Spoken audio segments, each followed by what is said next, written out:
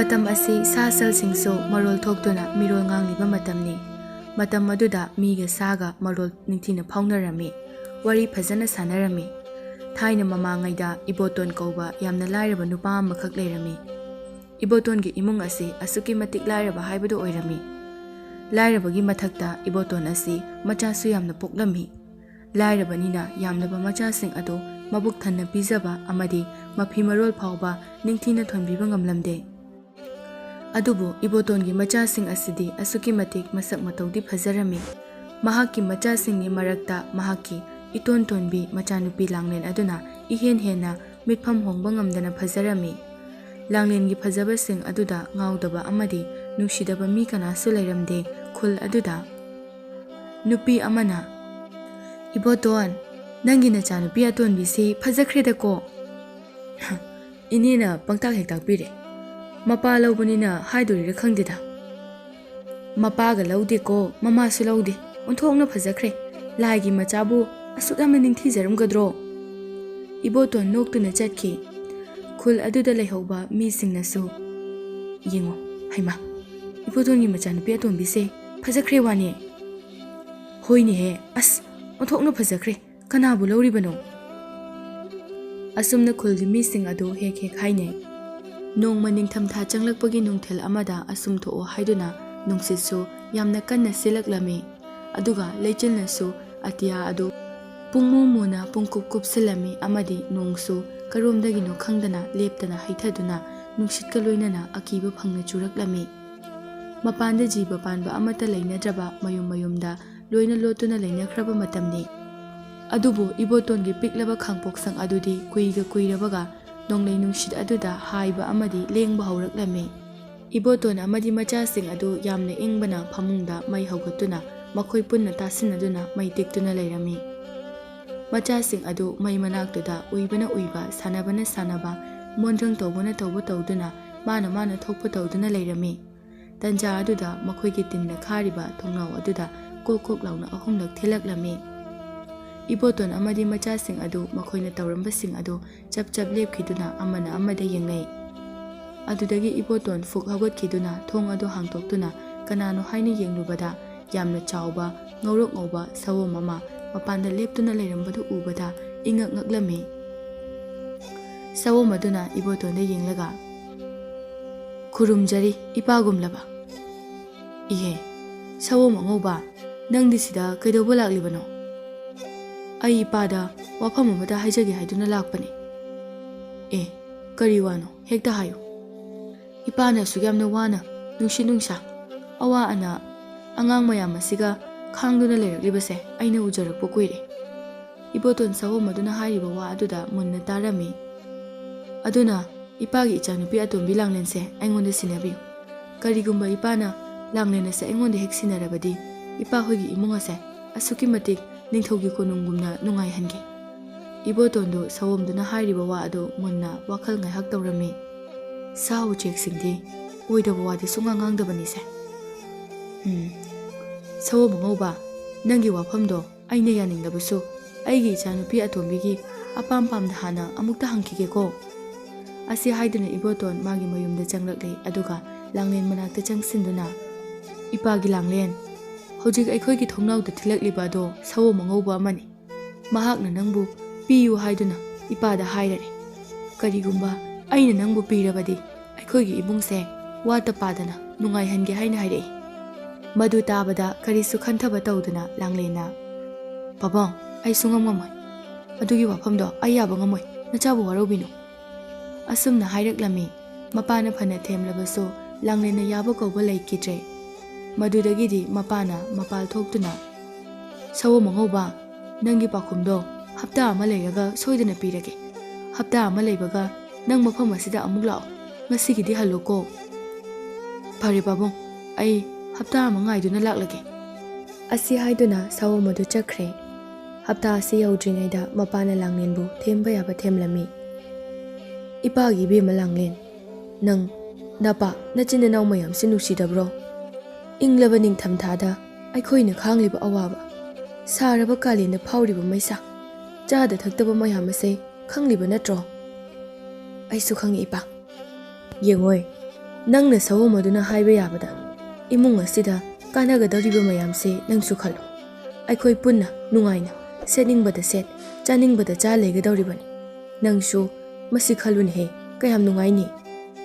ꯂꯥꯡꯂꯦꯟꯁꯨ ꯋꯥꯈꯜ ꯇꯧꯔꯝꯃꯤ. ꯑꯗꯨꯕꯨ ꯑꯁꯨꯝꯅ ꯁꯨꯝ ꯂꯩꯒꯗꯕꯒꯤ ꯁꯔꯨꯛꯄꯨꯗꯤ ꯈꯟꯗꯨꯅ ꯃꯍꯥꯛꯀꯤ ꯃꯊꯃꯣꯏꯗ ꯐꯥꯖꯤꯟꯖꯔꯒ ꯃꯄꯥꯅ ꯍꯥꯏꯕꯗꯨ ꯌꯥꯔꯦ. ꯐꯔꯦ ꯄꯥꯕꯨꯡ, ꯄꯥꯕꯨꯡꯅ ꯍꯥꯏꯕꯗꯣ ꯑꯩ ꯌꯥꯔꯒꯦ. ꯂꯥꯡꯂꯦꯟ ꯃꯕꯨꯛꯅꯤꯡꯗꯤ ꯅꯨꯡꯁꯤꯅ ꯃꯥꯒꯤ ꯃꯐꯤ ꯃꯔꯣꯜ ꯂꯩꯖꯕ ꯈꯔꯁꯨ ꯌꯣꯝꯁꯤꯜꯂꯦ. ꯑꯁꯨꯝꯅ ꯍꯞꯇꯥ ꯐꯥꯗꯨꯅ ꯁꯑꯣꯝ ꯑꯗꯨ ꯂꯥꯛꯂꯦ ꯑꯃꯗꯤ ꯁꯑꯣꯝ ꯑꯗꯨꯗ ꯃꯆꯥꯅꯨꯄꯤ ꯂꯥꯡꯂꯦꯟ ꯁꯤꯟꯅꯈ꯭ꯔꯦ. ꯁꯑꯣꯝ ꯑꯗꯨꯅ ꯂꯥꯡꯂꯦꯟꯕꯨ ꯃꯥꯒꯤ ꯃꯊꯛꯇ ꯇꯣꯡꯍꯜꯂꯝꯃꯤ ꯑꯃꯗꯤ ꯃꯥꯒꯤ ꯄꯣꯠꯌꯣꯝ ꯑꯗꯨꯁꯨ ꯃꯥꯒꯤ ꯃꯊꯛꯇ ꯊꯝꯍꯜꯂꯝꯃꯤ. ꯑꯗꯨꯒ ꯊꯧꯗꯨꯅ ꯑꯁꯨꯝ ꯂꯥꯛꯂꯦ. ꯈꯔ ꯁꯨꯝ ꯆꯠꯂꯒ ꯁꯑꯣꯝ ꯑꯗꯨꯅ, ꯂꯥꯡꯂꯦꯟ, ꯅꯪꯕꯨ ꯀꯤꯔꯕꯣ? ꯀꯤꯗꯦꯗ. ꯂꯥꯡꯂꯦꯟ, ꯅꯪ ꯀꯩꯝꯇ ꯀꯤꯒꯅꯨꯀꯣ. ꯑꯩꯒꯤ ꯏꯊꯛꯇ ꯑꯩꯒꯤ ꯏꯇꯨꯁꯤꯡ ꯑꯗꯣ ꯀꯟꯅ ꯄꯥꯏꯗꯨꯅ ꯇꯣꯡ. ꯑꯗꯨ ꯑꯣꯏꯔꯗꯤꯅꯦ ꯅꯪ ꯀꯩꯁꯨ ꯇꯥꯔꯣꯏ. ꯂꯥꯡꯂꯦꯟꯁꯨ ꯁꯑꯣꯝ ꯑꯗꯨꯅ ꯍꯥꯏꯔꯤꯕ ꯑꯗꯨ ꯇꯧꯔꯝꯃꯤ. ꯑꯁꯨꯝꯅ ꯁꯑꯣꯝ ꯑꯗꯨ ꯂꯥꯡꯂꯦꯟꯕꯨ ꯃꯥꯒꯤ ꯃꯊꯛꯇ ꯇꯣꯡꯍꯟꯗꯨꯅ ꯑꯁꯨꯝ ꯌꯥꯡꯅ ꯁꯥꯡꯅ ꯊꯧꯔꯛꯂꯤ. ꯑꯁꯨꯝ ꯊꯧꯔꯛꯄꯅ ꯌꯥꯝꯅ ꯉꯝꯂꯕ ꯆꯤꯡ ꯑꯃ ꯊꯦꯡꯅꯔꯝꯃꯤ. ꯆꯤꯡ ꯑꯗꯨꯗ ꯁꯑꯣꯝ ꯑꯗꯨꯅ ꯀꯣꯛ ꯀꯣꯛ ꯍꯥꯏꯅ ꯊꯤꯟꯕ ꯑꯗꯨꯗ ꯆꯤꯡ ꯑꯗꯨꯗꯒꯤ ꯊꯣꯡ ꯑꯃ ꯍꯥꯡꯇꯣꯔꯛꯂꯝꯃꯤ. ꯊꯣꯡ ꯑꯗꯨꯗ ꯁꯨꯝ ꯆꯪꯂꯛꯄꯗ ꯌꯥꯝꯅ ꯆꯥꯎꯔꯕ ꯀꯣꯅꯨꯡ ꯑꯃ ꯂꯩꯔꯝꯃꯤ. ꯀꯣꯅꯨꯡ ꯑꯗꯨꯗ ꯀꯥ ꯀꯌꯥ ꯃꯔꯨꯝ ꯂꯩꯔꯝꯃꯤ. ꯐꯖꯔꯕ ꯃꯩ ꯀꯌꯥ ꯑꯃꯁꯨ ꯊꯥꯜꯂꯤ. ꯀꯣꯅꯨꯡꯒꯨꯝꯅ ꯆꯥꯎꯔꯕ ꯌꯨꯝ ꯑꯗꯨ ꯁꯅꯥ ꯂꯨꯄꯥꯅ ꯑꯁꯨꯛꯀꯤ ꯃꯇꯤꯛ ꯂꯪꯇ꯭ꯔꯤꯛ ꯂꯪꯅ ꯐꯖꯔꯝꯃꯤ. ꯃꯗꯨꯗꯒꯤꯁꯨ ꯁꯑꯣꯝ ꯑꯗꯨꯅ, ꯁꯦ ꯂꯥꯡꯂꯦꯟ, ꯃꯁꯤꯒꯤ ꯈꯨꯗꯣꯞ ꯑꯁꯦ ꯄꯥꯏꯁꯜꯂꯨ. ꯃꯁꯤꯒꯤ ꯈꯨꯗꯣꯞ ꯑꯁꯦ ꯂꯪꯕꯗ ꯅꯪꯅ ꯑꯄꯥꯝꯕ ꯂꯣꯏꯅ ꯄꯤꯔꯛꯀꯅꯤ.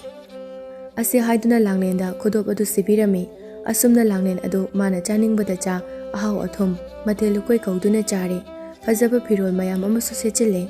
ꯑꯗꯨꯗꯒꯤꯗꯤ ꯂꯝꯁꯥꯡ ꯆꯠꯂꯨꯕꯒꯤ ꯋꯥꯕꯅ ꯃꯁꯥ ꯑꯗꯨ ꯎꯏꯔꯛꯂꯝꯃꯤ. ꯑꯗꯨꯅ ꯐꯃꯨꯡ ꯂꯩꯕ ꯀꯥꯗ ꯂꯥꯛꯂꯝꯃꯤ.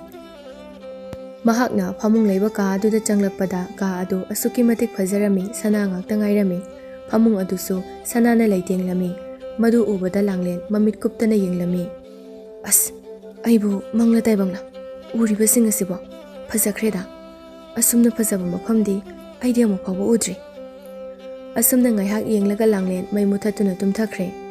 ꯃꯍꯥꯛꯅ ꯇꯨꯝꯊꯈ꯭ꯔꯕ ꯃꯇꯨꯡꯗ ꯃꯁꯛ ꯃꯇꯧ ꯐꯖꯔꯕ ꯋꯥꯡ ꯆꯥꯎꯔꯕ ꯅꯨꯄꯥ ꯑꯃ ꯆꯪꯂꯛꯇꯨꯅ ꯃꯥꯒꯤ ꯐꯃꯨꯡꯗ ꯇꯨꯝꯂꯔꯦ. ꯃꯥꯒꯤ ꯃꯅꯥꯛꯇ ꯇꯨꯝꯂꯛꯂꯤꯕ ꯅꯨꯄꯥ ꯑꯗꯨ ꯑꯇꯩ ꯀꯅꯥꯁꯨ ꯅꯠꯇꯦ, ꯉꯁꯥꯏꯒꯤ ꯁꯑꯣꯝ ꯑꯉꯧꯕ ꯑꯗꯨꯅꯤ.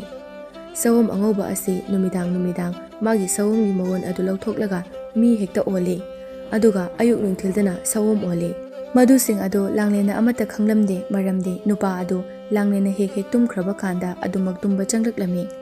ꯑꯁꯨꯝꯅ ꯂꯥꯡꯂꯦꯟ ꯃꯇꯝ ꯈꯔꯗꯤ ꯀꯣꯅꯨꯡ ꯑꯗꯨꯗ ꯅꯨꯡꯉꯥꯏꯅ ꯃꯥꯅ ꯑꯄꯥꯝꯕ ꯂꯣꯏꯅ ꯐꯪꯗꯨꯅ ꯂꯩꯔꯝꯕꯗꯒꯤ ꯅꯣꯡꯃꯗꯤ ꯃꯍꯥꯛ ꯌꯥꯝꯅ ꯅꯨꯡꯉꯥꯏꯇꯅ ꯎꯪꯗꯨꯅ ꯂꯩꯔꯝꯕ ꯑꯗꯨ ꯎꯕꯗ ꯁꯑꯣꯝ ꯑꯗꯨꯅ, ꯀꯔꯤ ꯇꯧꯔꯒꯦ ꯂꯥꯡꯂꯦꯟ? ꯅꯪꯅ ꯎꯪꯗꯨꯅ ꯂꯩꯔꯗꯤ ꯍꯥꯏꯌꯨ, ꯅꯪꯒꯤ ꯀꯩ ꯄꯦꯟꯗꯕ ꯂꯩꯔꯦ? ꯃꯗꯨꯗ ꯂꯥꯡꯂꯦꯟꯅ ꯃꯃꯥꯏ ꯂꯨꯞꯊꯔꯗꯨꯅ, ꯑꯩꯒꯤ ꯏꯃꯥ ꯏꯄꯥ ꯏꯆꯤꯜ ꯏꯅꯥꯎꯁꯤꯡꯗꯣ ꯌꯥꯝ ꯎꯅꯤꯡꯉꯤ. ꯑꯩ ꯃꯣꯏꯒ ꯎꯅꯗꯕ ꯌꯥꯝꯅ ꯀꯨꯏꯔꯦ. ꯑꯩ ꯏꯆꯤꯛ ꯆꯤꯛꯏ, ꯏꯍꯥꯡ ꯍꯥꯡꯉꯤ ꯃꯣꯏ ꯌꯥꯎꯗꯕꯁꯦ. ꯑꯩ ꯌꯥꯝ ꯅꯨꯡꯉꯥꯏꯇ꯭ꯔꯦ. ꯑꯩ ꯃꯣꯏꯒ ꯑꯃꯨꯛꯇ ꯎꯅꯖꯒꯦꯕ. ꯃꯗꯨꯗ ꯁꯑꯣꯝ ꯑꯗꯨꯅ ꯋꯥꯈꯜ ꯉꯥꯏꯍꯥꯛ ꯈꯜꯂꯒ, ꯐꯔꯦ, ꯅꯪꯅ ꯑꯗꯨ ꯌꯧꯅ ꯅꯨꯡꯉꯥꯏꯇ꯭ꯔꯕꯗꯤ ꯅꯪꯒꯤ ꯏꯃꯥ ꯏꯄꯥ ꯏꯆꯤꯜ ꯏꯅꯥꯎꯁꯤꯡꯗꯣ ꯑꯩ ꯎꯅꯍꯜꯂꯒꯦ. ꯑꯗꯨꯕꯨ ꯑꯩꯅ ꯍꯥꯏꯕ ꯋꯥꯐꯝ ꯑꯃꯗꯤ ꯅꯪꯅ ꯉꯥꯛꯄ ꯇꯥꯏ. ꯀꯩ ꯋꯥꯐꯝ ꯑꯣꯏꯔꯕꯅꯣ? ꯅꯪ ꯃꯈꯣꯏꯒ ꯎꯅꯔꯀꯥꯟꯗ ꯅꯪꯒꯤ ꯏꯃꯥꯒ ꯃꯇꯣꯝꯇ ꯋꯥꯔꯤ ꯁꯥꯕ ꯌꯥꯗꯦ. ꯅꯈꯣꯏ ꯄꯨꯟꯅ ꯑꯗꯨꯝ ꯂꯩꯒꯗꯕꯅꯤ. ꯃꯥꯅ ꯅꯪꯕꯨ ꯑꯇꯣꯞꯄ ꯀꯥ ꯑꯃꯗ ꯆꯪꯁꯤ, ꯋꯥꯔꯤ ꯁꯥꯁꯤ ꯍꯥꯏꯗꯨꯅ ꯅꯈꯨꯠ ꯄꯥꯏꯗꯨꯅ ꯆꯤꯡꯂꯛꯀꯅꯤ. ꯃꯗꯨꯗ ꯅꯪꯅ ꯌꯥꯔꯣꯏꯗꯕꯅꯤ. ꯃꯗꯨꯗ ꯅꯪꯅ ꯍꯦꯛ ꯌꯥꯔꯕꯗꯤ ꯏꯕꯥꯅꯤꯗ ꯐꯠꯇꯕ ꯈꯨꯗꯣꯡꯊꯤꯕ ꯊꯣꯛꯀꯅꯤ, ꯈꯪꯖꯤꯜꯂꯣ. ꯑꯗꯨꯗꯒꯤꯗꯤ ꯅꯣꯡꯉꯥꯟꯕꯒ ꯁꯑꯣꯝ ꯑꯗꯨꯅ ꯂꯥꯡꯂꯦꯟꯕꯨ ꯃꯥꯒꯤ ꯃꯊꯛꯇ ꯍꯥꯞꯇꯨꯅ ꯃꯃꯥ ꯃꯄꯥꯒꯤ ꯃꯅꯥꯛꯇ ꯄꯨꯔꯛꯂꯦ. ꯃꯍꯥꯛꯀꯤ ꯃꯃꯥꯒ ꯃꯄꯥꯒꯁꯨ ꯌꯥꯝꯅ ꯐꯖꯔꯕ ꯆꯥꯎꯔꯕ ꯃꯌꯨꯝ ꯑꯃꯗ ꯅꯨꯡꯉꯥꯏꯅ ꯂꯩꯔꯝꯕ ꯑꯗꯨ ꯎꯕꯗ ꯂꯥꯡꯂꯦꯟ ꯌꯥꯝꯅ ꯍꯔꯥꯎꯔꯝꯃꯤ. ꯇꯨ, ꯁꯤꯗꯅꯤ ꯅꯪꯒꯤ ꯏꯃꯥ ꯏꯄꯥ ꯍꯣꯏꯅ ꯂꯩꯔꯤꯕꯁꯦ. ꯀꯨꯝꯂꯨ, ꯃꯣꯏꯒ ꯎꯅꯔꯣ. ꯑꯗꯣ ꯅꯪ ꯑꯩꯅ ꯍꯥꯏꯕꯗꯣ ꯀꯥꯎꯒꯅꯨ, ꯅꯠꯇ꯭ꯔꯕꯗꯤ ꯏꯕꯥꯅꯤꯃꯛ ꯈꯨꯗꯣꯡꯊꯤꯒꯅꯤ, ꯀꯥꯎꯒꯅꯨ. ꯍꯣꯏ, ꯀꯥꯎꯔꯣꯏꯌꯦ. ꯀꯩꯗꯧꯕꯒꯤ ꯀꯥꯎꯗꯣꯏꯅꯣ? ꯁꯨꯡꯀꯥꯎ ꯀꯥꯎꯔꯣꯏꯕ. ꯑꯁꯤ ꯍꯥꯏꯗꯨꯅ ꯂꯥꯡꯂꯦꯟ ꯂꯩꯍꯧꯔꯦ. ꯑꯗꯨꯒ ꯁꯑꯣꯝ ꯑꯗꯨ ꯃꯃꯥꯏ ꯂꯩꯊꯣꯛꯇꯨꯅ ꯆꯠꯈ꯭ꯔꯦ. ꯃꯃꯥꯒ ꯃꯄꯥꯒꯁꯨ ꯂꯥꯡꯂꯦꯟ ꯎꯕꯗ ꯑꯁꯨꯛꯀꯤ ꯃꯇꯤꯛ ꯍꯔꯥꯎꯔꯝꯃꯤ. ꯃꯄꯥꯅ, ꯏꯆꯥꯅ ꯑꯩꯈꯣꯏꯕꯨ ꯑꯋꯥꯕꯗꯒꯤ ꯀꯟꯕꯤꯔꯦ. ꯏꯄꯥ ꯄꯦꯜꯂꯦ. ꯏꯆꯥ ꯄꯣꯛꯄꯒꯤ ꯃꯍꯩ ꯌꯥꯜꯍꯜꯂꯦ. ꯕꯦꯝꯃ, ꯅꯄꯥꯁꯨ ꯑꯩꯁꯨ ꯅꯆꯤꯟ ꯅꯅꯥꯎꯁꯤꯡꯁꯨ ꯍꯧꯖꯤꯛꯇꯤ ꯅꯪꯅ ꯅꯨꯡꯉꯥꯏꯅ ꯂꯩꯕ ꯐꯪꯍꯜꯂꯦꯅꯦꯍꯦ. ꯏꯃꯥ, ꯄꯥꯕ, ꯑꯗꯨꯃꯥꯏ ꯍꯥꯏꯅꯨꯋꯣ. ꯅꯣꯏꯅ ꯑꯩ ꯄꯣꯛꯄꯒꯤ ꯂꯃꯟ ꯁꯤꯡꯕ ꯉꯝꯗ꯭ꯔꯕꯗꯤ ꯑꯩꯁꯤꯕꯨ ꯅꯈꯣꯏꯒꯤ ꯅꯆꯥ ꯑꯣꯏꯕꯒꯤ ꯀꯔꯤ ꯀꯥꯟꯅꯔꯤꯒꯦ? ꯑꯁꯨꯝꯅ ꯃꯈꯣꯏ ꯍꯔꯥꯎ ꯍꯔꯥꯎꯅ ꯋꯥꯔꯤ ꯃꯌꯥꯝ ꯑꯃ ꯁꯥꯟꯅꯔꯝꯃꯤ꯫ ꯀꯨꯏꯅ ꯎꯅꯗꯕꯒꯤ ꯌꯥꯝꯅꯁꯨ ꯃꯕꯨꯛꯅꯤꯡ ꯅꯨꯡꯁꯤꯅꯔꯝꯃꯤ꯫ ꯃꯄꯥ ꯃꯃꯥ ꯑꯃꯗꯤ ꯃꯆꯤꯟ ꯃꯅꯥꯎꯁꯤꯡꯅ ꯃꯥꯗꯤ ꯁꯑꯣꯝ ꯑꯗꯨꯒ ꯀꯔꯝꯅ ꯂꯩꯔꯤꯕ ꯑꯃꯗꯤ ꯃꯐꯝ ꯀꯗꯥꯏꯗ ꯂꯩꯔꯤꯕ ꯍꯥꯏꯗꯨꯅ ꯈꯪꯅꯤꯡꯗꯨꯅ ꯍꯪꯂꯛꯂꯝꯃꯤ꯫ ꯃꯗꯨꯗ ꯂꯥꯡꯂꯦꯟꯅ "ꯑꯩꯁꯨ ꯏꯃꯥ ꯏꯄꯥ ꯍꯣꯏꯒꯨꯝꯅ ꯆꯥꯕ ꯊꯛꯄ ꯋꯥꯠꯇꯅ ꯅꯨꯡꯉꯥꯏꯅ ꯂꯩꯌꯦ" ꯑꯁꯨꯝꯅ ꯈꯨꯝꯂꯛꯂꯝꯃꯤ꯫ ꯃꯈꯣꯏꯅ ꯍꯪꯂꯤꯕ ꯋꯥꯍꯪꯁꯤꯡ ꯑꯗꯨ ꯃꯥꯅ ꯈꯪꯗꯦ ꯅꯠꯇ꯭ꯔꯒ ꯈꯖꯤꯛ ꯈꯖꯤꯛꯈꯛ ꯈꯨꯝꯂꯒ ꯇꯣꯛꯈꯤꯔꯝꯃꯤ꯫ ꯂꯥꯡꯂꯦꯟꯒꯤ ꯃꯔꯝꯗ ꯃꯈꯣꯏꯅ ꯈꯪꯅꯤꯡꯕꯁꯤꯡ ꯑꯗꯨ ꯅꯤꯡꯊꯤꯅ ꯂꯥꯡꯂꯦꯟꯅ ꯍꯥꯏꯗꯣꯛꯇ꯭ꯔꯕꯅꯤꯅ ꯈꯪꯕ ꯉꯝꯗ꯭ꯔꯦ꯫ ꯑꯗꯨꯗꯒꯤ ꯉꯁꯥꯏꯒꯤ ꯁꯑꯣꯝ ꯑꯗꯨꯅ ꯍꯥꯏꯈꯤꯕꯒꯨꯝꯅ ꯅꯨꯃꯤꯗꯥꯡꯒꯤ ꯆꯥꯛ ꯆꯥꯕ ꯇꯣꯛꯂꯕ ꯃꯇꯨꯡꯗ ꯃꯃꯥꯅ ꯃꯆꯥꯅꯨꯄꯤꯕꯨ ꯃꯈꯨꯠ ꯄꯥꯏꯗꯨꯅ ꯀꯥ ꯑꯃꯗ ꯄꯨꯁꯤꯟꯅꯕ ꯇꯧꯔꯛꯂꯝꯃꯤ꯫ ꯃꯗꯨꯗ ꯃꯆꯥꯅꯨꯄꯤ ꯑꯗꯨꯅ ꯌꯥꯕ ꯀꯧꯕ ꯂꯩꯔꯝꯗꯦ꯫ "ꯀꯩꯅꯣ ꯏꯃꯥ, ꯑꯩꯒꯁꯨ ꯋꯥ ꯂꯣꯠꯇꯤꯌꯦ, ꯍꯥꯏꯅꯤꯡꯉꯥꯏ ꯑꯝꯇ ꯂꯩꯇ꯭ꯔꯦ ꯍꯥꯏꯕꯅꯦ"꯫ ꯑꯗꯨꯕꯨ ꯀꯣꯟꯅꯊꯪꯗ ꯃꯃꯥꯅ ꯍꯦꯛ ꯉꯝꯗꯨꯅ ꯂꯥꯡꯂꯦꯟ ꯃꯃꯥꯗ ꯑꯁꯦꯡꯕꯁꯤꯡ ꯑꯗꯨ ꯂꯣꯏꯅ ꯍꯥꯏꯗꯣꯛꯄ ꯇꯥꯈꯤꯔꯝꯃꯤ꯫ "ꯑꯩꯅ ꯍꯦꯛ ꯇꯨꯝꯈ꯭ꯔꯒ ꯃꯩ ꯃꯨꯠꯊꯠꯈ꯭ꯔꯕ ꯀꯥꯟꯗ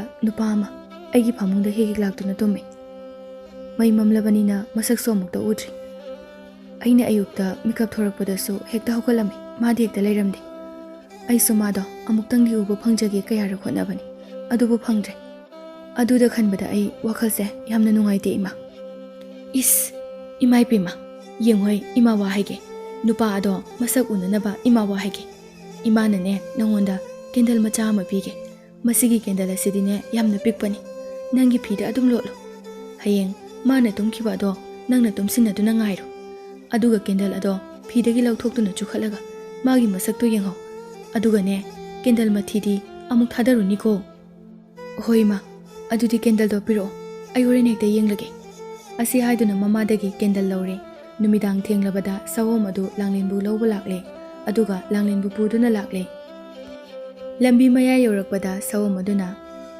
"ꯑꯩꯅ ꯍꯥꯏꯕꯁꯤꯡ ꯑꯗꯣ ꯅꯪꯅ ꯂꯣꯏꯅ ꯏꯟꯕ ꯅꯠꯇ꯭ꯔꯥ"꯫ ꯂꯥꯡꯂꯦꯟ ꯄꯥꯎꯈꯨꯝ ꯄꯤꯕ ꯉꯝꯗ ꯇꯨꯃꯤꯟꯅ ꯑꯁꯨꯝ ꯂꯩꯔꯦ꯫ ꯃꯗꯨꯗ ꯁꯑꯣꯝ ꯑꯗꯨꯅ "ꯑꯩꯅ ꯍꯥꯏꯔꯤꯕꯁꯦ ꯅꯪ ꯃꯨꯟꯅ ꯇꯥꯎ꯫ ꯀꯔꯤꯒꯨꯝꯕ ꯅꯪꯅ ꯅꯪꯒꯤ ꯏꯃꯥꯅ ꯍꯥꯏꯔꯛꯄ ꯋꯥ ꯑꯗꯨ ꯂꯧꯗꯨꯅ ꯃꯥꯅ ꯍꯥꯏꯕꯗꯨ ꯇꯧꯔꯕꯗꯤ ꯏꯕꯥꯅꯤꯒꯤ ꯃꯔꯛꯇ ꯐꯠꯇꯕ ꯑꯣꯏꯅꯤ ꯍꯥꯏꯕꯁꯦ ꯅꯪ ꯀꯥꯎꯒꯅꯨꯀꯣ꯫ ꯏꯕꯥꯅꯤꯒꯤ ꯃꯔꯛꯇ ꯊꯣꯛꯈ꯭ꯔꯤꯕ ꯊꯧꯗꯣꯛꯁꯤꯡ ꯑꯁꯦ ꯂꯣꯏꯅ ꯑꯔꯦꯝꯕ ꯇꯥꯅꯤ꯫ ꯅꯪ ꯀꯥꯎꯅꯨꯀꯣ ꯁꯤꯃꯗꯤ ꯂꯥꯡꯂꯦꯟ"꯫ ꯑꯩ ꯏꯃꯥꯅ ꯍꯥꯏꯕ ꯋꯥ ꯏꯜꯂꯣꯏꯌꯦ, ꯑꯩ ꯃꯥꯅ ꯍꯥꯏꯕ ꯋꯥ ꯇꯥꯗꯤꯌꯦ"꯫ ꯑꯁꯨꯝꯅ ꯂꯥꯡꯂꯦꯟꯅ ꯄꯥꯈꯠꯅ ꯍꯥꯏꯔꯛꯏ꯫ ꯃꯌꯨꯝ ꯌꯧꯔꯦ꯫ ꯍꯥꯟꯅꯒꯨꯝꯅ ꯂꯥꯡꯂꯦꯟ ꯇꯨꯝꯕ ꯆꯪꯈ꯭ꯔꯦ, ꯑꯗꯨꯒ ꯃꯩ ꯃꯨꯠꯂꯕ ꯃꯇꯨꯡꯗ ꯅꯨꯄꯥ ꯑꯗꯨ ꯂꯥꯛꯇꯨꯅ ꯃꯥꯒꯤ ꯃꯅꯥꯛꯇ ꯇꯨꯝꯂꯔꯦ꯫ ꯂꯥꯡꯂꯦꯟ ꯅꯨꯄꯥ ꯑꯗꯨ ꯇꯨꯝꯕ ꯉꯥꯏꯔꯒ ꯀꯦꯟꯗꯜ ꯑꯗꯨ ꯊꯥꯟꯒꯠꯇꯨꯅ ꯅꯨꯄꯥ ꯑꯗꯨꯒꯤ ꯃꯃꯥꯏ ꯃꯅꯥꯛꯇ ꯊꯥꯡꯖꯤꯟꯕꯗ ꯃꯁꯛ ꯃꯇꯧ ꯈ꯭ꯋꯥꯏꯗꯒꯤ ꯐꯖꯔꯕ ꯅꯤꯡꯊꯧꯒꯤ ꯃꯆꯥꯒꯨꯝꯂꯕ ꯆꯤꯡꯂꯦꯝꯂꯕ ꯅꯨꯄꯥ ꯑꯃ ꯇꯨꯝꯗꯨꯅ ꯂꯩꯔꯝꯕ ꯎꯕꯗ ꯂꯥꯡꯂꯦꯟ ꯅꯨꯄꯥ ꯑꯗꯨ ꯎꯕꯗ ꯄꯨꯡꯉꯥꯎ ꯉꯥꯎꯈ꯭ꯔꯦ꯫ ꯃꯗꯨꯗꯒꯤꯗꯤ ꯅꯨꯄꯥ ꯑꯗꯨꯕꯨ ꯍꯦꯟꯅ ꯌꯦꯡꯅꯤꯡꯕꯅ ꯃꯅꯥꯛꯇ ꯅꯛꯅ ꯀꯦꯟꯗꯜꯗꯨ ꯊꯥꯟꯖꯤꯜꯂꯨꯕꯗ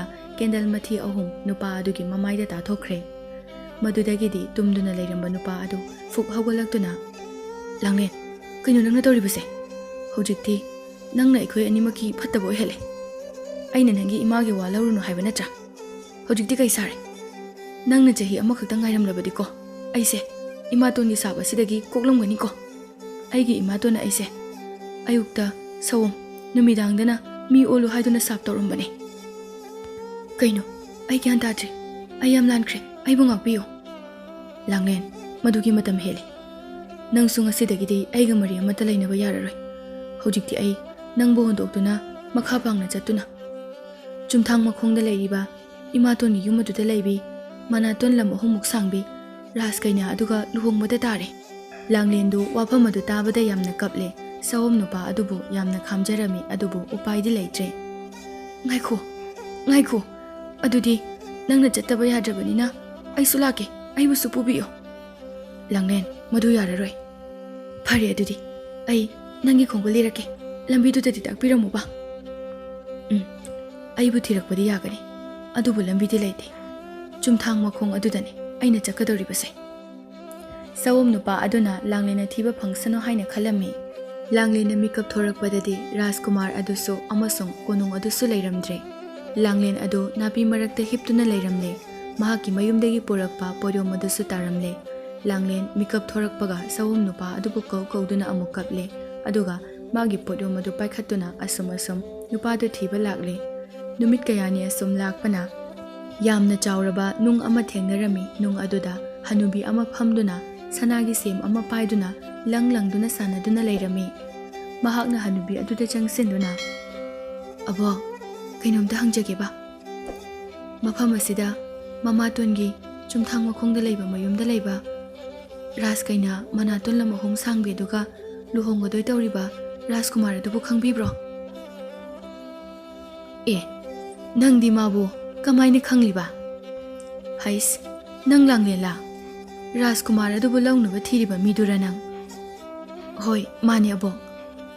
"ꯑꯣ, ꯅꯪꯅꯤꯗꯅ ꯑꯗꯨꯗꯤ ꯂꯥꯡꯂꯦꯟ ꯍꯥꯏꯕꯗꯣ꯫ ꯑꯩꯅ ꯈꯪꯕꯗꯤ ꯃꯥꯗꯣ ꯆꯨꯝꯊꯥꯡ ꯃꯈꯣꯡꯗ ꯂꯩꯕ ꯌꯨꯝ ꯑꯗꯨꯗ ꯂꯩꯕꯅꯤ꯫ ꯅꯪ ꯇꯞꯅ ꯑꯣꯏꯒꯦꯔꯥ ꯊꯨꯅ ꯑꯣꯏꯒꯦꯔꯥ ꯃꯐꯝ ꯑꯗꯨ ꯌꯧꯅꯤ ꯑꯗꯨꯝ ꯆꯠꯂꯨ꯫ ꯑꯗꯨꯕꯨꯅꯦ, ꯅꯪꯅ ꯑꯩꯒꯤ ꯁꯒꯣꯜ ꯑꯁꯤ ꯋꯥꯏꯒꯦ ꯍꯥꯏꯔꯕꯁꯨ ꯋꯥꯏꯔꯨꯆꯣ, ꯃꯥꯅ ꯅꯪꯕꯨ ꯃꯐꯝ ꯑꯗꯨ ꯌꯧꯅꯕ ꯄꯨꯕꯤꯒꯅꯤ꯫ ꯑꯗꯨꯒꯅꯦ, ꯅꯪꯅ ꯃꯐꯝ ꯑꯗꯨ ꯌꯧꯔꯀꯥꯟꯗ ꯁꯒꯣꯜ ꯑꯁꯤꯒꯤ ꯃꯅꯥꯀꯣꯡ ꯑꯣꯏ ꯊꯪꯕ ꯑꯁꯤꯗ ꯅꯌꯨꯝꯗ ꯍꯜꯂꯣꯀꯣ ꯍꯥꯏꯅ ꯆꯤꯔꯣꯜ ꯇꯧꯕꯤꯌꯨꯀꯣ." "ꯍꯣꯏ ꯏꯕꯣꯛ, ꯌꯥꯝ ꯅꯨꯡꯉꯥꯏꯖꯔꯦ, ꯏꯕꯣꯛꯄꯨ ꯊꯥꯒꯠꯆꯔꯤ꯫ ꯁꯦ, ꯁꯤꯒꯤ ꯁꯅꯥꯒꯤ ꯁꯦꯝ ꯑꯁꯤꯒ ꯄꯨꯈꯣꯁꯦ." ꯃꯍꯥꯛꯅ ꯁꯨꯝ ꯈꯔ ꯆꯠꯄ ꯍꯧꯕꯒ ꯑꯆꯧꯕ ꯅꯨꯡ ꯑꯃꯒꯤ ꯃꯈꯥꯗ ꯍꯅꯨꯕꯤ ꯑꯃ ꯑꯃꯨꯛ ꯂꯩꯔꯝꯂꯦ꯫ ꯍꯅꯨꯕꯤ ꯑꯗꯨ ꯁꯅꯥꯒꯤ ꯁꯝꯆꯦꯠ ꯄꯥꯏꯔꯝꯃꯤ꯫ ꯃꯍꯥꯛꯅ ꯉꯁꯥꯏ ꯑꯍꯥꯟꯕ ꯍꯅꯨꯕꯤ ꯑꯗꯨꯗ ꯍꯪꯈꯤꯕꯒ ꯆꯞ ꯃꯥꯟꯅꯅ ꯍꯪꯂꯝꯃꯤ꯫ ꯃꯗꯨꯗ ꯍꯅꯨꯕꯤ ꯑꯗꯨꯅꯁꯨ ꯆꯞ ꯃꯥꯟꯅꯅ ꯆꯨꯝꯊꯥꯡ ꯃꯈꯣꯡꯗ ꯂꯩꯕꯅꯤ ꯑꯗꯨꯈꯛ ꯈꯪꯉꯤ ꯍꯥꯏꯅ ꯍꯥꯏꯔꯛꯂꯝꯃꯤ꯫ ꯍꯧꯖꯤꯛꯀꯤ ꯍꯅꯨꯕꯤ ꯑꯗꯨꯅꯁꯨ ꯃꯉꯣꯟꯗ ꯁꯅꯥꯒꯤ ꯁꯝꯆꯦꯠ ꯑꯗꯨꯁꯨ ꯄꯤꯔꯛꯂꯝꯃꯤ꯫ "ꯁꯦ, ꯕꯦꯝꯃ, ꯅꯪ ꯃꯁꯤꯒꯤ ꯁꯝꯆꯦꯠꯁꯦ ꯄꯨꯈꯣꯁꯦ, ꯍꯌꯦꯡ ꯀꯣꯟꯅ ꯀꯥꯟꯅꯔꯛꯄ ꯌꯥꯏꯀꯣ." "ꯍꯣꯏ ꯏꯕꯦꯟ, ꯑꯗꯨꯗꯤ ꯑꯩ ꯑꯃꯨꯛ ꯆꯠꯂꯨꯈꯤꯒꯦꯀꯣ." ꯑꯁꯨꯝꯅ ꯂꯥꯡꯂꯦꯟꯗꯨ ꯁꯒꯣꯜ ꯇꯣꯡꯗꯨꯅ ꯂꯥꯛꯂꯦ꯫ ꯑꯁꯨꯝ ꯂꯥꯛꯄꯅ ꯆꯞ ꯃꯥꯟꯅꯕ ꯅꯨꯡ ꯑꯆꯧꯕ ꯑꯃꯗ ꯍꯅꯨꯕꯤ ꯑꯃꯒꯁꯨ ꯑꯃꯨꯛ ꯂꯩꯔꯝꯂꯦ꯫ ꯍꯅꯨꯕꯤ ꯑꯗꯨꯁꯨ ꯁꯅꯥꯒꯤ ꯆꯀ꯭ꯔ ꯑꯃ パꯏꯗꯨꯅ ꯎꯪꯗꯨꯅ ꯁꯥꯟꯅꯔꯝꯃꯤ꯫ ꯃꯍꯥꯛꯅ ꯂꯥꯡꯂꯦꯟꯗ ꯍꯪꯕꯗ, ꯃꯍꯥꯛꯁꯨ ꯂꯥꯡꯂꯦꯟꯅ ꯍꯪꯕꯗ ꯉꯁꯥꯏ ꯍꯅꯨꯕꯤ ꯑꯅꯤꯒꯨꯝꯅ ꯆꯞ ꯃꯥꯟꯅꯅ ꯄꯥꯎꯈꯨꯝ ꯄꯤꯔꯛꯂꯦ꯫ ꯃꯍꯥꯛꯅ ꯃꯍꯥꯛꯀꯤ ꯁꯅꯥꯒꯤ ꯆꯀ꯭ꯔ ꯑꯗꯨꯁꯨ ꯀꯥꯟꯅꯔꯛꯀꯅꯤ ꯍꯥꯏꯗꯨꯅ ꯄꯤꯔꯛꯂꯦ꯫ ꯑꯁꯨꯝ ꯂꯥꯛꯄꯅ ꯂꯥꯡꯂꯦꯟ ꯊꯤꯐꯝ ꯈꯪꯂꯛꯇ꯭ꯔꯕꯗ ꯃꯃꯥꯡ ꯄꯥꯡꯅ ꯁꯤꯠꯂꯤꯕ ꯅꯨꯡꯁꯤꯠꯇ ꯍꯪꯖꯔꯛꯏ꯫ ꯃꯗꯨꯗ ꯅꯨꯡꯁꯤꯠ ꯑꯗꯨꯁꯨ ꯈꯪꯗ꯭ꯔꯗꯨꯅ, "ꯑꯩꯒꯤ ꯏꯅꯥꯎ, ꯃꯅꯤꯡ ꯄꯥꯡꯕꯒꯤ ꯅꯨꯡꯁꯤꯠꯀ ꯊꯤꯃꯤꯟꯅꯁꯤ, ꯃꯥꯗꯤ ꯃꯁꯥ ꯌꯥꯝ ꯀꯜꯂꯤ, ꯑꯩꯅ ꯅꯪꯕꯨ ꯄꯨꯕꯤꯔꯒꯦ ꯂꯥꯎ." ꯑꯁꯤ ꯍꯥꯏꯗꯨꯅ ꯃꯃꯥꯡꯗ ꯁꯤꯠꯄ ꯅꯨꯡꯁꯤꯠꯅ ꯃꯅꯤꯡꯗ ꯁꯤꯠꯄ ꯅꯨꯡꯁꯤꯠꯀꯤ ꯃꯅꯥꯛꯇ ꯂꯥꯡꯂꯦꯟꯕꯨ ꯄꯨꯔꯛꯂꯦ꯫ ꯃꯅꯤꯡꯒꯤ ꯅꯨꯡꯁꯤꯠꯅ, "ꯑꯩꯉꯣꯟꯗꯒꯤꯗꯤ ꯏꯌꯥꯝꯕ ꯃꯈꯥꯗ ꯁꯤꯠꯄ ꯅꯨꯡꯁꯤꯠ ꯑꯁꯤꯅ ꯀꯟꯕꯅꯤ, ꯃꯥꯕꯨ ꯊꯤꯍꯟꯁꯤ." ꯑꯁꯤ ꯍꯥꯏꯗꯨꯅ ꯃꯈꯥꯗ ꯁꯤꯠꯄ ꯅꯨꯡꯁꯤꯠꯀꯤ ꯃꯅꯥꯛꯇ ꯃꯈꯣꯏ ꯄꯨꯟꯅ ꯑꯃꯨꯛ ꯂꯥꯛꯂꯦ꯫ ꯃꯈꯥꯗ ꯁꯤꯠꯄ ꯅꯨꯡꯁꯤꯠꯅ, "ꯍꯦꯔꯥ, ꯑꯩꯉꯣꯟꯗꯒꯤꯗꯤ ꯑꯋꯥꯡꯗ ꯁꯤꯠꯄ ꯅꯨꯡꯁꯤꯠꯅ ꯈ꯭ꯋꯥꯏꯗꯒꯤ ꯀꯟꯕꯅꯤ." ꯑꯁꯤ ꯍꯥꯏꯗꯨꯅ ꯍꯥꯏꯔꯦ꯫ ꯃꯗꯨꯗꯒꯤꯗꯤ ꯃꯈꯣꯏ ꯄꯨꯟꯅ ꯑꯋꯥꯡꯗ ꯁꯤꯠꯄ ꯅꯨꯡꯁꯤꯠꯀꯤ ꯃꯅꯥꯛꯇ ꯂꯥꯛꯂꯦ꯫ ꯑꯋꯥꯡꯗ ꯁꯤꯠꯄ ꯅꯨꯡꯁꯤꯠ ꯑꯗꯨ ꯁꯞꯇ꯭ꯔ ꯑꯃꯒ ꯂꯣꯏꯅꯅ ꯊꯣꯔꯛꯏ꯫ ꯃꯈꯣꯏꯅ ꯃꯥꯕꯨ ꯈꯨꯔꯨꯝꯖꯔꯒ, ꯂꯥꯡꯂꯦꯟꯅ, "ꯍꯦ ꯑꯋꯥꯡ ꯄꯥꯡꯅ ꯁꯤꯠꯂꯤꯕ ꯅꯨꯡꯁꯤꯠ, ꯆꯨꯝꯊꯥꯡ ꯃꯈꯣꯡꯗ ꯑꯩꯒꯤ ꯔꯥꯖꯀꯨꯃꯥꯔꯅ ꯂꯩꯔꯤꯕ ꯌꯨꯝ ꯑꯗꯨꯗ ꯅꯪꯅ ꯈꯪꯂꯕꯗꯤ ꯑꯩꯕꯨ ꯈꯔ ꯄꯨꯕꯤꯌꯨꯕ." "ꯍꯦꯔꯥ, ꯑꯗꯨꯒꯤꯗꯤ ꯑꯩ ꯃꯨꯟꯅ ꯈꯪꯉꯤꯅꯦ, ꯀꯩꯒꯤ ꯈꯪꯗꯅꯤ? ꯑꯩꯅ ꯑꯗꯨꯝ ꯁꯤꯠꯂꯤꯕ ꯃꯐꯝꯅꯤ꯫ ꯅꯪꯅꯕꯨ ꯀꯤꯗ꯭ꯔꯕꯗꯤ ꯑꯩꯅ ꯅꯪꯕు ꯁꯣꯏꯗꯅ ꯃꯐꯝ ꯑꯗꯨꯗ ꯄꯨꯕꯤꯒꯅꯤ." ꯂꯥꯡꯂꯦꯟ ꯌꯥꯝꯅ ꯍꯔꯥꯎꯖꯔꯝꯃꯤ꯫ ꯑꯋꯥꯡꯒꯤ ꯅꯨꯡꯁꯤꯠꯅ, "ꯉꯁꯤꯒꯤꯗꯤ ꯁꯤꯗ ꯄꯣꯊꯥꯔꯣ, ꯍꯌꯦꯡ ꯆꯠꯂꯁꯤ ꯑꯌꯨꯛ ꯉꯟꯅ." ꯑꯁꯤ ꯍꯥꯏꯗꯨꯅ ꯄꯣꯊꯥꯅꯔꯦ ꯃꯈꯣꯏ ꯄꯨꯟꯅ꯫ ꯍꯦꯛ ꯅꯣꯡꯉꯥꯟꯕꯒ ꯑꯋꯥꯡ ꯅꯨꯡꯁꯤꯠꯅ ꯂꯥꯡꯂꯦꯟꯕꯨ ꯍꯧꯗꯣꯛꯇꯨꯅ ꯄꯨꯔꯛꯂꯦ꯫ ꯑꯁꯨꯝ ꯂꯥꯛꯄꯅ ꯑꯋꯥꯡ ꯅꯨꯡꯁꯤꯠꯅ, "ꯂꯥꯡꯂꯦꯟ, ꯅꯪꯕꯨ ꯀꯤꯕ꯭ꯔꯣ?" "ꯀꯤꯗꯤꯌꯦ." ꯑꯁꯨꯝꯅ ꯂꯥꯛꯄꯅ ꯆꯨꯝꯊꯥꯡ ꯃꯈꯣꯡꯒꯤ ꯃꯌꯨꯝ ꯑꯗꯨ ꯌꯧꯔꯛꯂꯦ꯫ ꯑꯋꯥꯡ ꯅꯨꯡꯁꯤꯠꯅ ꯃꯥꯕꯨ ꯆꯨꯝꯊꯥꯡ ꯃꯈꯣꯡꯒꯤ ꯌꯨꯝ ꯑꯗꯨꯒꯤ ꯊꯣꯡꯅꯥꯎ ꯃꯌꯥꯗ ꯊꯅꯝꯂꯦ꯫ ꯂꯥꯡꯂꯦꯟꯅ ꯊꯣꯡꯅꯥꯎ ꯃꯌꯥꯗ ꯐꯝꯅ ꯑꯁꯨꯝ ꯁꯅꯥꯒꯤ ꯁꯦꯝ ꯑꯗꯨ ꯁꯥꯟꯅꯔꯤꯉꯩꯗ ꯔꯥꯖꯀꯩꯅ ꯅꯥꯇꯣꯟ ꯂꯝ ꯑꯍꯨꯝ ꯁꯥꯡꯕꯤ ꯑꯗꯨ ꯏꯍꯥꯟ ꯍꯥꯟꯅ ꯎꯔꯛꯂꯦ꯫ ꯔꯥꯖꯀꯩꯅ ꯑꯗꯨꯅꯁꯨ ꯎꯔꯗꯨꯅ ꯊꯣꯡꯅꯥꯎ ꯑꯗꯨ ꯍꯥꯡꯗꯣꯔꯛꯇꯨꯅ, ꯔꯥꯖꯀꯩꯅꯥꯅ, "ꯅꯪꯒꯤ ꯁꯦꯝꯗꯣ ꯀꯌꯥ ꯄꯤꯒꯦ?" "ꯁꯤꯗꯤ ꯌꯣꯟꯕ ꯅꯠꯇꯦ, ꯅꯪꯅ ꯄꯤꯅꯤꯡꯕ ꯁꯦꯜ ꯄꯤꯔꯕꯁꯨ ꯑꯩꯗꯤ ꯌꯣꯜꯂꯣꯏ." "ꯐꯔꯦ, ꯅꯪꯅ ꯁꯦꯜꯅ ꯂꯩꯕ ꯌꯥꯗ꯭ꯔꯕꯅꯤꯅ ꯅꯪꯅ ꯄꯥꯝꯂꯤꯕ ꯄꯣꯠꯇꯣ ꯍꯥꯏꯔꯣ, ꯀꯔꯤꯒ ꯑꯣꯟꯅꯁꯤꯒꯦ ꯑꯗꯨꯗꯤ?" "ꯅꯪꯒꯤ ꯅꯥꯛꯇ ꯂꯩꯔꯤꯕ ꯔꯥꯖꯀꯨꯃꯥꯔ ꯑꯗꯨꯒ ꯑꯍꯤꯡ ꯑꯃꯇꯪ ꯂꯩꯖꯒꯦ, ꯑꯗꯨ ꯑꯣꯏꯔꯕꯗꯤ ꯄꯤꯒꯦ." "ꯍꯣꯏ, ꯐꯔꯦ ꯌꯥꯔꯦ, ꯑꯗꯨꯗꯤ ꯀꯗꯥꯏ?" ꯅꯨꯃꯤꯗꯥꯡ ꯂꯥꯡꯂꯦꯟꯅ ꯔꯥꯖꯀꯨꯃꯥꯔꯒꯤ ꯀꯥꯗ ꯆꯪꯂꯛꯄꯗꯗꯤ ꯔꯥꯖꯀꯨꯃꯥꯔꯗꯤ ꯇꯨꯝꯗꯨꯅ ꯂꯩꯔꯝꯂꯦ꯫ ꯃꯥꯅ ꯐꯅ ꯃꯁꯥ ꯅꯣꯝꯗꯨꯅ ꯀꯧꯔꯕꯁꯨ ꯁꯨꯛꯇꯥ ꯇꯥꯗ꯭ꯔꯦ꯫ ꯅꯣꯡꯉꯥꯜꯂꯒ ꯃꯥꯕꯨ ꯔꯥꯖꯀꯩꯅ ꯑꯗꯨꯅ ꯑꯃꯨꯛ ꯇꯥꯟꯊꯣꯔꯛꯂꯦ꯫ ꯉꯔꯥꯡꯒꯤ ꯑꯗꯨꯒꯨꯝꯅ ꯂꯥꯡꯂꯦꯟꯅ ꯁꯅꯥꯒꯤ ꯁꯝꯆꯦꯠ ꯑꯗꯨ ꯄꯥꯏꯗꯨꯅ ꯑꯃꯨꯛ ꯐꯝꯂꯦ꯫ ꯔꯥꯖꯀꯩꯅ ꯑꯗꯨꯅ ꯉꯔꯥꯡꯒꯨꯝꯅ ꯆꯞ ꯃꯥꯟꯅꯅ ꯍꯪꯂꯛꯂꯦ꯫ ꯃꯗꯨꯗ ꯂꯥꯡꯂꯦꯟꯁꯨ ꯆꯞ ꯃꯥꯟꯅꯅ ꯃꯥꯒꯤ ꯑꯄꯥꯝꯕ ꯑꯗꯨ ꯍꯥꯏꯔꯦ꯫ ꯅꯨꯃꯤꯗꯥꯡ ꯑꯗꯨꯁꯨ ꯔꯥꯖꯀꯨꯃꯥꯔ ꯑꯗꯨ ꯇꯨꯝꯗꯨꯅ ꯂꯩꯔꯝꯂꯦ꯫ ꯃꯥꯅ ꯐꯅ ꯃꯁꯥ ꯅꯣꯝꯂꯕꯁꯨ ꯇꯥꯗ꯭ꯔꯦ꯫ ahing adu langlen kappa yaba kaplaba amadi lai khurumba yaba khurumlaba tungda nong ngankhraduna Raskainya aduna mabu amuk tantorakle. Amuksu langlen magi sanagi chakra adu ungduna sanarakle. Hanagumna Raskainya aduna makoi ani wari sanare. Langlen so hanagumna chap manana magi apamba adu haire. Hanagumna numidang adu Raskainya aduna tumnaba hidak yawba mahi adu puduna Raskumargi manakta laklami. Adubu Raskumardi ngasai magi kada makon saduna lairiba uchi matai manaw aduna nupi ama magi kada numidang khudingi laklaga mabu kauduna hek kaplami numit nini sure haina tamkhirami. Maduda Raskumar aduna mahi adu thakpa saraga magi purit manungda haizinkhre aduga tumsinaduna laire. Hanagumna langlen changlakle. Adubu mana ngasi changlakpa aduda Raskumar adu tumdana lairamba aduda ngakre. Adudagidi ahing adu makoi ani thokiba wari pumba loina tamduna lainare. Adudagidi Raskumar aduna yengu nangna laklibase matam yamna chare. Hayeng ase Raskainya asiga aiga luhongba numene. Aina luhongdringaida mangonda aigi kendal mathi chuba phurit ase sudo. Asingamlabadi nang aigi nupi oibada matik chare haina hairage. Adubu kendal mathi ase nang natana kanana su kokhanba ngamloi haibadi manadi khangdedana. Asumna makoi ani wari harau sanaduna lele ahing aduma nongan baga luhongnaba sem saba loiraba kanda Raskumar aduna amukta ngaikho aigi nupi oidoriba ase matik chai chadi haibadi hana mukta yingjakhige. Mama atombi aduna yengu yai kaidena. Aina aigi luhongmu numita lichage haiduna matam kuinadagi thamjarakpa phurit amale. Phurit ado kendal mathi ahumlak chukre. Madu lathokpa ngamdaba nupi amata aina aigi nupi oina lauroi haiduna wasakre. Aduna Raskainya ase ngamba ngamdabra haibado luhongdringaida amukta yengjage. Is adubu kayam lubano piro kadai phurito. Adubu Raskainya na suriba mati kendal mathi chuba mapa ado kokpadi lairadana sum pakthorakle. Mama atombi adu pakhatkre. Piro kadai aidauge nang haitradi. Adubu mama atombi aduna surubadagi amuk hena phibam sokchinkre. Konung aduda leiba mama tongi manai singna tawrabaso amata yadre henna sokchile phurit adu musuk mure. Adudagidi Raskumar aduna nakhoi amata ngamdraba natro. Adudi ada phamliba chaknibe sibu yenghalage. He chaknibi nang sida law. Langnendo karino khangdaba saduna lakle. Aigi sigi phuritse nang suduna phataba singase kokhanba ngambre yengu. Adudagidi langnena sobada phurit adu pungau ngokre ahan bagumna. Madudagidi mamaton adu pakhatpaga sauningbaga henmanduna ud onkre. Mana ud hek onkibaga Raskainya adusu onkre. Adudagidi manai masen singsu loina ud onduna tumkre. Adudagidi makoi ani harauna konung adudagi sanalupa sing adu loina honduna puraklaga makoi ani sagol thoduna yangna chenkre.